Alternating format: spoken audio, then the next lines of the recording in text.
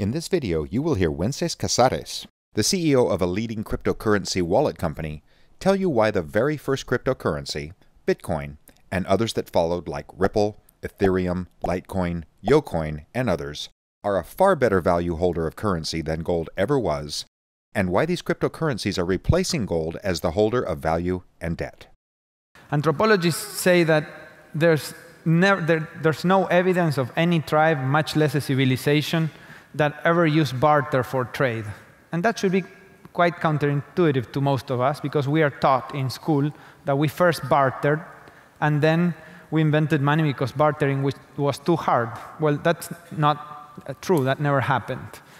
From about 100,000 years ago to about 25,000 years ago, the way we did trade was that everybody in our tribe would know that you killed a big buffalo, and I would come up to you and say, hey, you're not going to eat that whole buffalo.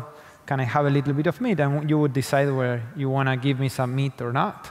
And other members from the tribe would come and ask you for some meat, and you would decide who do you give meat to and who you don't give meat to. And you have to remember who you gave meat to, and because you hope that they will pay you back somehow, sometime in the future. It's a very subjective system, but that's how trade worked.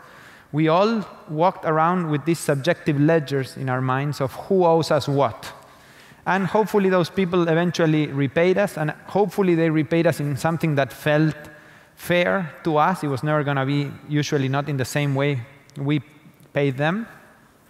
It's an incredibly subjective system, but we used it for a very, very long time, for 75,000 years at least, longer than any other system.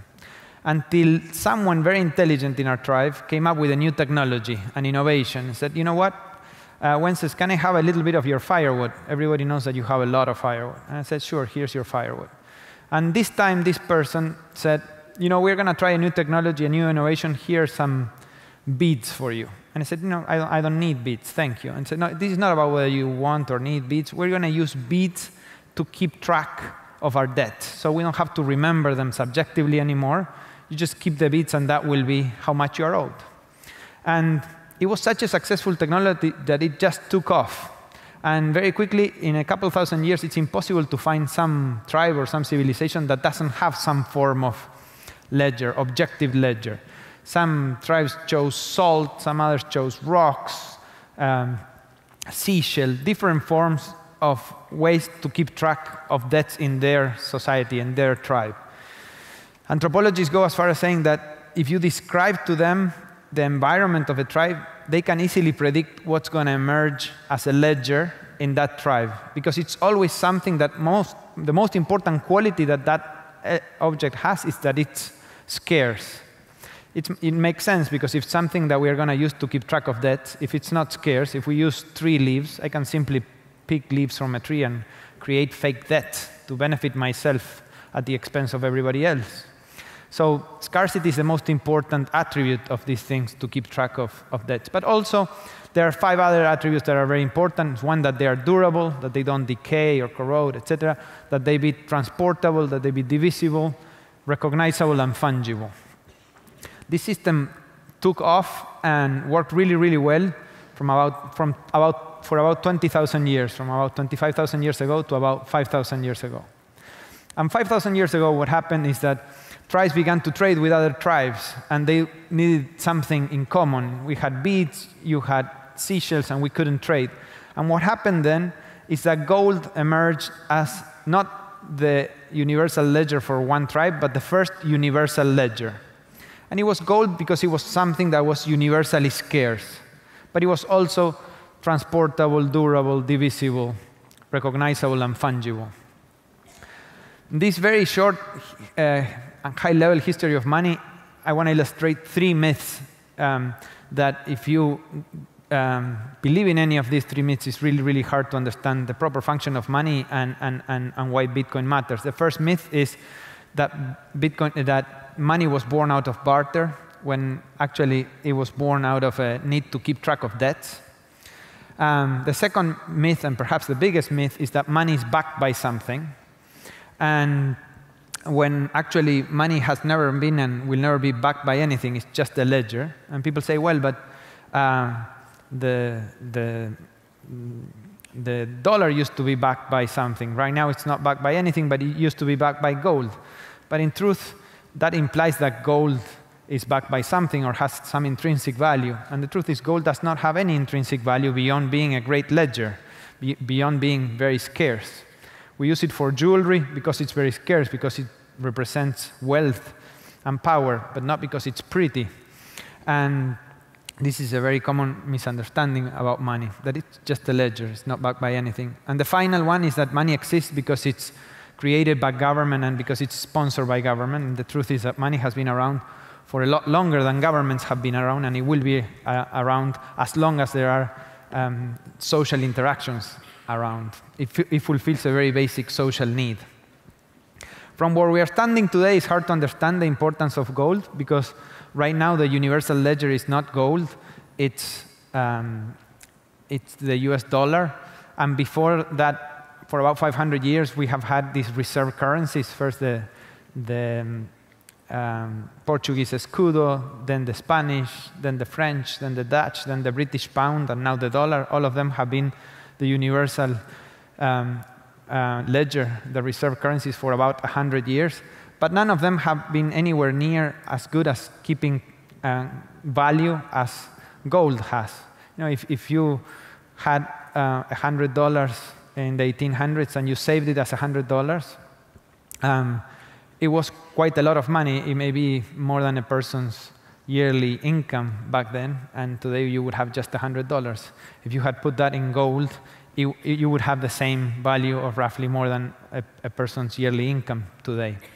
And we know of nothing else that is so good at keeping value other than gold. It's quite incredible that the best ledger we have ever found is such a primitive thing that takes billions of dollars to dig it out of the ground, and then we lock it in vaults underground again. It's incredible that with all the technology that we have today, that's the only one ledger that we can all use where we are not trusting a person, we're not trusting a bank or a company or a government, we're just trusting that it's something really scarce. The qualities that make gold such a great ledger is that it's so scarce, but it's also divisible, it's portable, it's durable, it's recognizable, and it's fungible. About 5 years ago, at the beginning of 2009, Bitcoin was created. And it's a universal ledger that serves as digital money in a way in which just as like with gold, you don't have to trust anyone. You're not trusting a single person. You're not trusting a company, a bank, or a government. And when you compare Bitcoin to gold, it's incredibly superior in each one of these aspects. Not by a little bit, but by a lot. And it's the first time in 5,000 years that we have something that is immensely superior to gold. The most important way in which it's a lot superior is that there will never be more than 21 million Bitcoin, period. It's mathematical perfect scarcity. You can trust that. As with gold, we mine more gold every year, about 2,000 tons a year. In terms of the divisibility, each Bitcoin is composed of 1 million pieces called bits. So 1 million bits are 1 Bitcoin. It's incredibly easy to divide. And the portability is also really important. Up until now, if I want to do a transaction with any of you with a dollar or a gold coin, in this room, it's very easy. I can walk up to you, and if I voluntarily want to give you a dollar, you take it, and the transaction's done. And we've done a transaction between the two of us without any third party. But the second we want to do a transaction with someone who's not in the room, we always need a third party. And that has been the case forever. You know, we needed, that's how banks got started a very long time ago, but that's how we have today also on top of banks, credit cards and things like PayPal, etc. It's just impossible to do a transaction with someone else without both of us trusting a middleman. What's remarkable about Bitcoin is that it allows us to do a transaction with anyone else in the planet in real time and for free without any third party and without any added trust. You can do a transaction with someone you don't know anywhere in the planet in real time and for free. Think about that for a second. We can call right now someone in Jakarta, Indonesia, and put them in that big screen on Skype for free. We can see them, we can hear them, they can hear us, they can see us. And after we hang up, we want to send them 1 cent, which should be a lot easier, because that what just happened is quite magic in terms of all the technology that had to be available for us to see them. But when we want to send them 1 cent, it's just not possible. The few ways there are for us to send 1 cent to someone in Indonesia will cost at least 50 cents, will take at least 3 days, but more often it will take like $50 or more than a week to get there. It's just impossible to move that kind of money. And with Bitcoin, you can move a cent or $1 million and just as quickly and just as cheaply.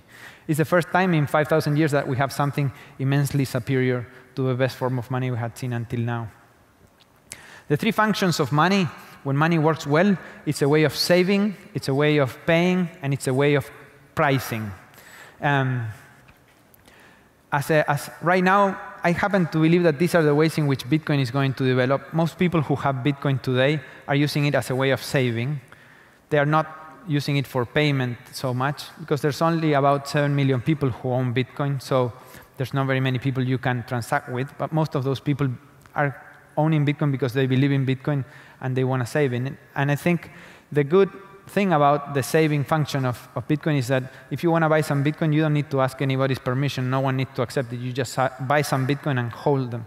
Whereas for payment, we need a lot of people to accept it. I think that once we have enough people who have Bitcoin for other reasons, it will become a payment mechanism naturally. But I think for now, we are in the first few years stage in which people are adopting Bitcoin mostly to save or as a curiosity. And once we have enough people that own Bitcoin, it will become a payment mechanism naturally. And then if it's used enough as a payment mechanism, it's only natural that it becomes also a way to price things or a unit of account. Since launch, Bitcoin didn't have a lot of traction from 2009 to about 2011, and it began to see some serious traction in 2011. This chart is a little old. It's now there's about 7 million people who own Bitcoin. There's between 20,000 and 100,000 people who are buying their first Bitcoin every day. I think Bitcoin may be the most important social experiment that is going on right now. And I think it matters because there is a good chance that over the next 20 years, we finally, after 5,000 years, replace the trusty old gold standard for a completely new standard, the Bitcoin standard, that will not and should not ever replace any national currencies, but it's likely to become the international currency of the internet, the native digital currency of the internet that the internet doesn't have today, and also probably the biggest leap forward in the democratization of money. And that's why I think it's worth paying attention to what's going on with Bitcoin. Thank you very much.